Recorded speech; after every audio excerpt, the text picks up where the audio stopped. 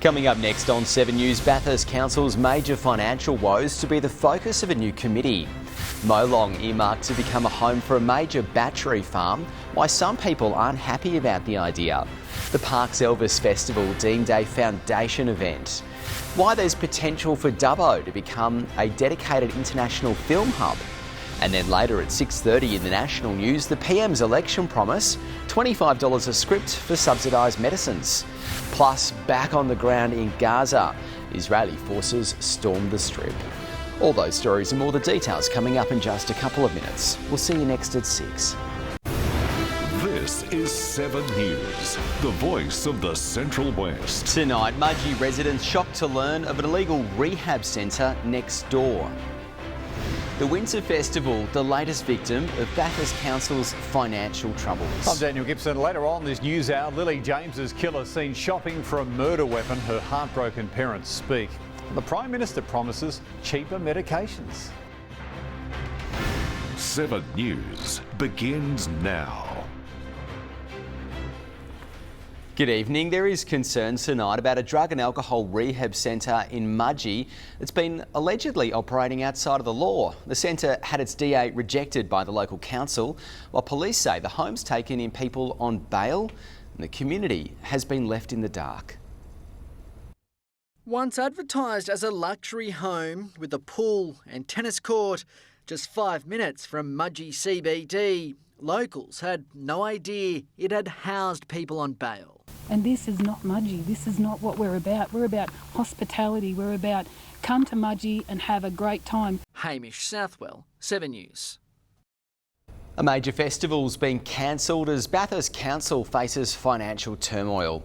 An urgent committee has now been formed to help figure out exactly what went wrong. It's another blow to the Bathurst community as the annual Winter Festival is axed on what would have been its 10th anniversary, with all eyes on Council's next steps. Lauren Evans with that report. She joins us now. And Lauren, does the local government minister have any plans to step in and help solve this? Not at this stage, Nick. The department has told us that they are talking with Bathurst Council, but say appointing a commissioner is just not an option at the moment. Instead, the department says they will continue to monitor and support the council as it works to get its finances back on track. Bathurst residents are, however, demanding answers about the financial uncertainty. It's hoped this committee will bring about some sort of change when they begin to meet weekly. In the meantime, Nick, we'll keep pushing for more information so that ratepayers can know what to expect. All right, Lauren Evans, thanks for the update tonight. A report's been prepared for the coroner after a man was found dead inside Bathurst Correctional Facility. Police were called to the jail on Tuesday afternoon after Corrective Services staff found the 42-year-old unresponsive in his cell. They commenced CPR until paramedics arrived, but he could not be saved. Molong could soon be the home to a huge battery farm capable of storing energy to power tens of thousands of homes. Tonight, we can share details about the company behind this project, which they estimate will cost $200 million. It's the new idea on the block that's generating all the talk. Oh, sounds a pretty good thing for the community. Declan Milton, 7 News. The inland rail track from Stock and Bingle to Parkes will be very close to completion following a construction blitz this weekend. Crews will focus their attention in Forbes, looking to make the finishing touches on several sections of the rail line. This weekend's rail possession will force the closure of the track, which Inland Rail say is essential to seeing the project completed on time. Two major Central West events will be classed in a category of their own, guaranteeing them money and more resources. The state government has identified the Bathurst 1000 and the Park's Elvis Festival as foundation events. It means they'll have the government's backing as well as cash for the next 3 years. There's the potential to make it bigger and better than what it already is, which is an absolutely terrific an event anyway. I think it's a really exciting signal from the state government to say, hey, regional Australia is alive and well, and it's also a hotspot for great events in the city. It certainly is. Now, both events are among an exclusive list, joining the likes of the NRL Grand Final and Vivid in Sydney. For a look at all of today's weather conditions, Kirstie joins us now. And Kirstie, not a bad day out there today. No, not a bad day to be out on the track, or if it was January, it'd be nice festival conditions as well for Elvis. Hello, Nick, and hello, everybody. We did have a few showers and storms during the early hours of this morning, mainly through the likes of Yeovil and Peak Hill, but that wet weather cleared this morning, as did our skies.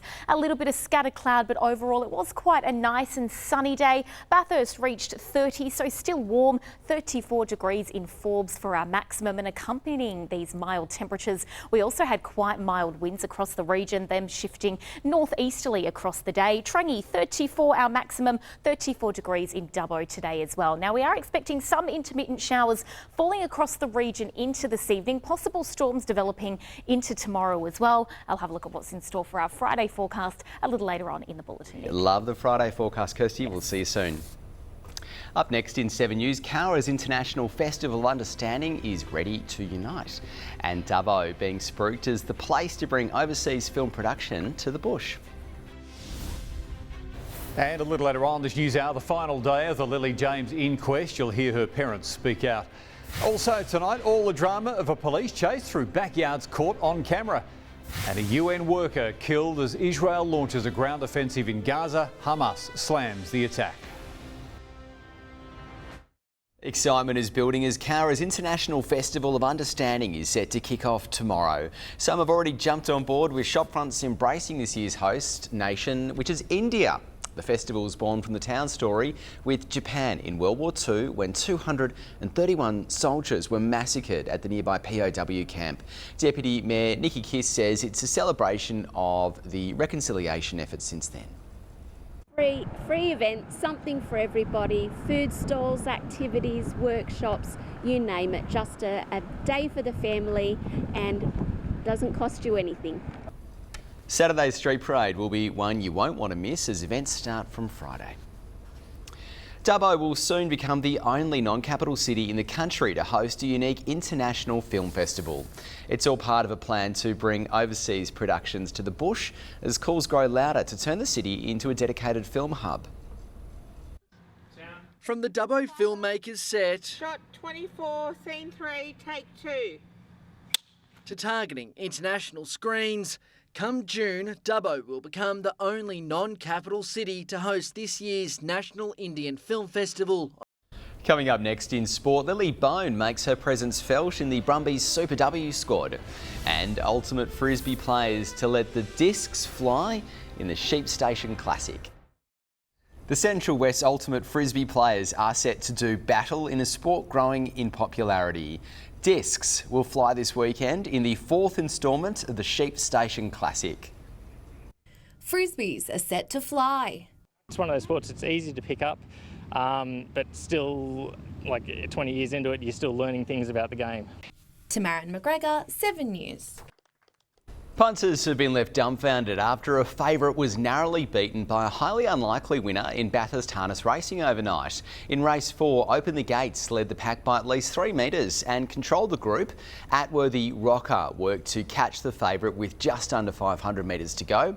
But Open the Gates continued to break away from its competitors and was looking a pretty likely winner right up until the home straight.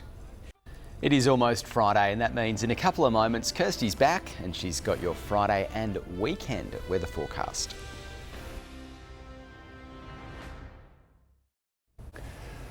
In the national news now, just minutes away, some chilling new evidence in the Lily James inquest. The US and Ukrainian presidents put their Oval Office showdown behind them, and Australia in the global spotlight with a new TV series. Hello again, everybody. A wet couple of days are forecast across the state thanks to a trough crossing through southern and central regions. This is moving towards the northeast into the weekend, and behind this, a high pressure system will continue to drop just a couple of light showers here and there, but overall we're expecting more settled weather with warmer temperatures and some warmer winds. But showers will persist through central parts of the state tomorrow, with some minimal but scattered rainfall into early next week too. We could see around 15 to 25 millimetres across the central west over the coming week. Now we are expecting that wet weather to kick off during the early hours of tomorrow morning and continue to fall intermittently across the day, with about 15 millimetres in total. Storms are likely too, which could drop some heavier rain totals and which could track right across our day. Those conditions leading to what's likely to be quite a humid day. Temperatures remaining warm, 27 in Bathurst and 29 degrees through Cowra with those warm northwesterly winds. Now showers look to ease for Saturday, just a light drizzle or two across our weekend. Warming up Dubbo to 34 degrees with about a millimetre through the afternoon. Gilgandra the same, though those storms do remain possible. For the rest of the day, partly cloudy, a light breeze. Cowra heading for 32 degrees and the high 20s in Orange. Into Sunday, a few more scattered showers possible across the central west again into the afternoon and that chance of storms, but we're really not expecting more than about just 1 or 2 millimetres. Some cloud overhead, Parks reaching 33 with a light breeze and Cowra also expecting a maximum of 33. We are expecting some sunshine to peek through the clouds at times though, Mudgee reaching a partly cloudy top of 30. If we take a look now to the next 7 days, though, we are expecting clearer skies to take us all the way through the week. Some warm temperatures too, the high teens and low 20s in low 30s, I should say, through Dubbo. Across Orange, we're expecting temperatures in the high 20s, following mild conditions overnight. Before we get to that clear and sunny weather, though, through the weekend, we are bracing for what could be some quite heavy falls on the way tomorrow, Nick. I reckon get the umbrellas ready, the raincoats. Yes, I think we'll need them. Up to 15 millimetres, quite a decent drop. Yeah, it certainly is a good day to stay inside. Yes. Thanks, Kirstie.